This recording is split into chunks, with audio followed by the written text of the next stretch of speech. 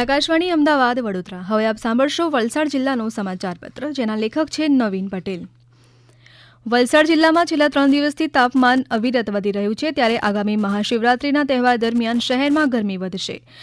હવામાન વિભાગે જણાવ્યું હતું કે આગામી 3 દિવસ સુધી તાપમાન 32 થી 34 ડિગ્રી રહેશે, જ્યારે મહાશિવરાત્રી મેળા દરમિયાન ગરમીનો સામનો કરવો પડશે.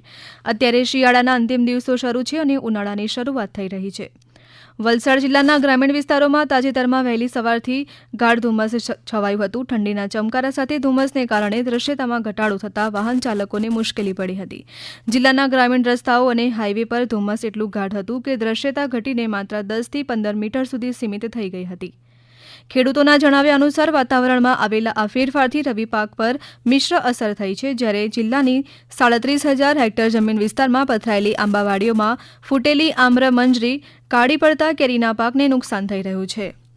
વલસાડ જિલ્લા કલેક્ટરે શહેરના કચરાના નિકાલ અને સ્વચ્છતા વ્યવસ્થાને સુદૃઢ બનાવવા માટે મહત્વનો નિર્ણય લીધો છે. વલસાડના ઓવાડા ગામની 2 હેક્ટરથી વધુ સરકારી પડતર જમીન હવે સોલિડ વેસ્ટ પ્રોસેસિંગ પ્લાન્ટ માટે ફાળવી દેવામાં આવી છે.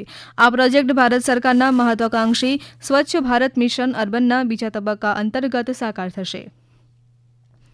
કલેક્ટરના હુકમમાં દર્શાવેલી તમામ શરતોનું પાલન કરવાનું રહેશે. આ પ્લાન્ટ કાર્યરત થવાથી વલસાડ શહેરના કચરાના વ્યવસ્થાપનની વર્ષો જૂની સમસ્યાનો કાયમી ઉકેલ આવશે તેવી શક્યતા છે.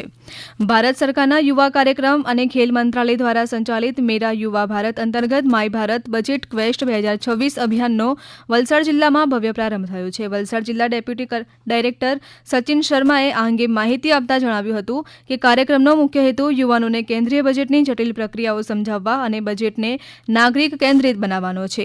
આ રાષ્ટ્રીય કક્ષાની સ્પર્ધા 3 તબક્કામાં આયોજિત કરવામાં આવી છે. પ્રથમ તબક્કામાં 3 થી 17 ફેબ્રુઆરી દરમિયાન યુવાનોએ myBharat.gov.in વેબસાઇટ અથવા સત્તાવાર QR કોડ મારફતે ઓનલાઈન ક્વિઝ માટે નોંધણી કરવાની રહેશે. વલસાડ જિલ્લાના કપરાડા તાલુકામાં 11 કરોડના ખર્ચે બનનાર નવી મામલતદાર તથા સબ રજિસ્ટ્રાર કચેરીનું ખાતમુહૂર્ત પ્રાંત અધિકારી અને માર્ગ મકાનના અધિકારીની ઉપસ્થિતિમાં ધારાસભ્યના હસ્તે કરાયું હતું.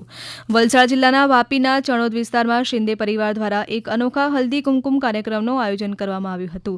સામાન્ય રીતે સૌભાગ્યવતી સ્ત્રીઓ પૂરતો સીમિત મનાતો આ તહેવાર આ વખતે વિધવા બહેનો અને વીર નારીઓનું સન્માન કરીને એક નવી પરંપરાનો પ્રારંભ કરાયો. વાપી GIDC સ્થિત કચ્છી ભાનુશાલી હોલ ખાતે યોજાયેલા કાર્યક્રમમાં મહારાષ્ટ્રીયન સંસ્કૃતિ અને પરંપરાનો અનોખો સંગમ જોવા મળ્યો. ટ્રેડિશનલ લુકમાં સજ્જ અંદાજે 800થી વધુ મહિલાઓએ આ ઉત્સવમાં ભાગ લીધો હતો. National school games federation of ઇન્ડિયામાં રાષ્ટ્રીય સ્તરે ગુજરાત માટે દીતા જીતેન્દ્ર પટેલે બ્રોન્ઝ મેડલ જીત્યો છે. સાથે પુણે ખાતે યોજાયેલ રિથમિક નેશનલ ચેમ્પિયનશિપ 2026માં બેસ્ટ પોટેન્શિયલ એવોર્ડ નેશનલ લેવલે મળ્યો હતો. વલસાડ જિલ્લો અને સમગ્ર ગુજરાત માટે ગૌરવની ક્ષણ છે કે મિસ દીતા જીતેન્દ્ર પટેલે 69મી નેશનલ સ્કૂલ ગેમ્સમાં રિથમિક જિમ્નાસ્ટિક્સ કેટેગરીમાં બોલ ઇવેન્ટમાં રાષ્ટ્રીય સ્તરે બ્રોન્ઝ મેડલ જીતીને ગુજરાતનું નામ રોશન કર્યું છે.